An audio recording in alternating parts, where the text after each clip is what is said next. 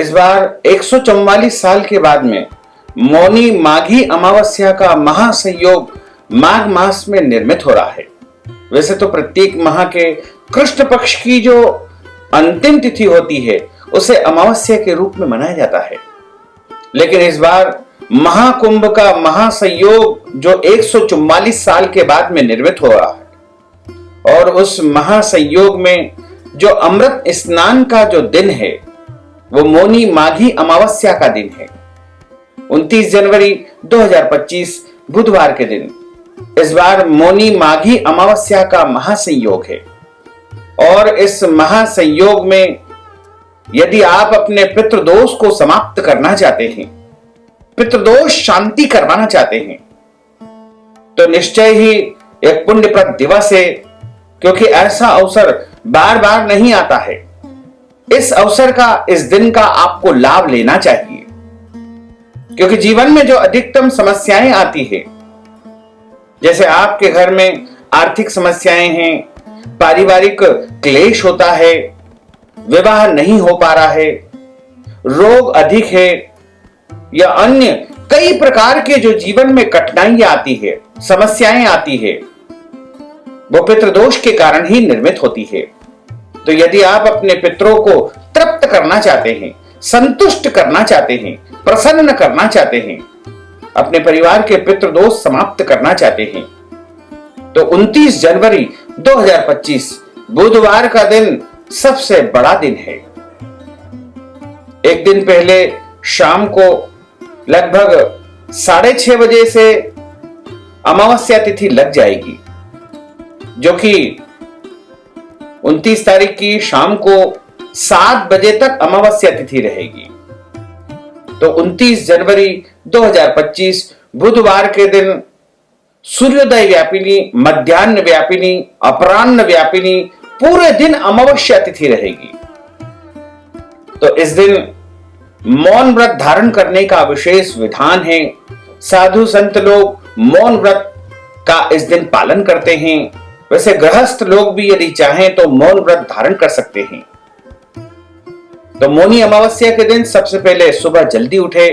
ब्रह्म मुहूर्त में स्नान करें, यदि संभव हो तो तीर्थ जल में स्नान करें, क्योंकि मौनी अमावस्या के दिन तीर्थराज प्रयागराज में अमृत स्नान यानी शाही स्नान का दिवस रहेगा और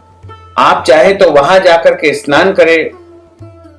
अन्य किसी भी तीर्थ में, पवित्र जल में, गंगा जी के जल में, यमुना जी के जल में, गोदावरी जी के जल में, या कहीं तीर्थ नहीं जा सकते हैं तो अपने घर में ही यदि आप तीर्थ जल से स्नान करेंगे या सामान्य जल से स्नान करेंगे, उस समय यदि आप गंगा नाम उच्चारण कर लेंगे तो भी आपको तीर्थ जल का पूरा पुण्य प्राप्त हो सकेगा। नहाने के पानी में तिल डाल करके स्नान करना चाहिए और स्नान करने के बाद सूर्य भगवान को जल अर्पण करें, पितरों के निमित्त तर्पण करें, उनके निमित्त जलांजलि अर्पण करें। अपने परिवार के जो भी मृतक परिजन हैं उनका नाम गोत्र याद है तो उसको बोलते हुए आपको उनको जलांजलि प्रदान करना चाहिए। आप अपने नाना पक्ष के जो मृतक परिजन है, पितर है, उनको जलांजलि प्रदान करें। इसके साथ ही यदि आपके ससुराल पक्ष के भी कोई मृतक परिजन या पितृ है तो उनको भी इस दिन जलांजलि प्रदान करें तथा शुद्ध सात्विक बिना लहसुन प्याज का भोजन तैयार करके और दक्षिण दिशा की तरफ मुंह करके और पितरों के निमित्त भोग अर्पण करना चाहिए। इस दिन ब्राह्मण भोजन करने का विशेष विधान है, क्योंकि ब्राह्मणों को भोजन करवाने से पितरों को तृप्ति प्राप्त होती है। इस दिन भोजन में चावल की खीर अवश्य बनाना चाहिए और खीर बना करके यदि आप गौ माता को खिला देंगे, कौवे को खिला देंगे, कुत्ते को खिला देंगे, ब्राह्मण को दान कर देंगे या याचक या फिर कोई भी जरूरतमंद व्यक्ति को भी खीर का दान कर देंगे तो आपके पितरों को तृप्ति मिलेगी और आपके घर के पितृदोष समाप्त हो सकेंगे। इसके अलावा पिंडदान करने का विधान है। यदि आप अपने घर की सारी समस्याओं का अंत चाहते हैं, व्यापार में, रोजगार में, कार्यक्षेत्र में, नौकरी में उन्नति और प्रगति को प्राप्त करना चाहते हैं, तो आपको पितृदोष पूजा करवाना चाहिए। यदि आप चाहें तो हमारे माध्यम से भी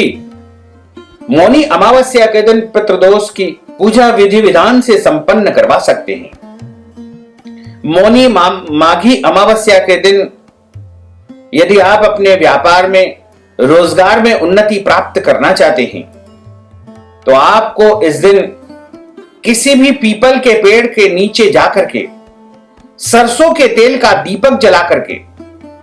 और पितरों के निमित्त दूध, जल और शक्कर अर्पण करना चाहिए। इससे आपके व्यापार में, कार्यक्षेत्र में, नौकरी में उन्नति तथा प्रगति प्राप्त होगी और आपके जीवन में जो भी समस्या आ रही है वो समाप्त हो जाएगी। यदि आप किसी भी शिव मंदिर में कच्चे दूध में काले तिल डाल करके शिव जी का अभिषेक करते हैं या फिर शिवलिंग को अर्पण करते हैं, तो निश्चय ही आपके घर के पितृदोष समाप्त हो जाएंगे।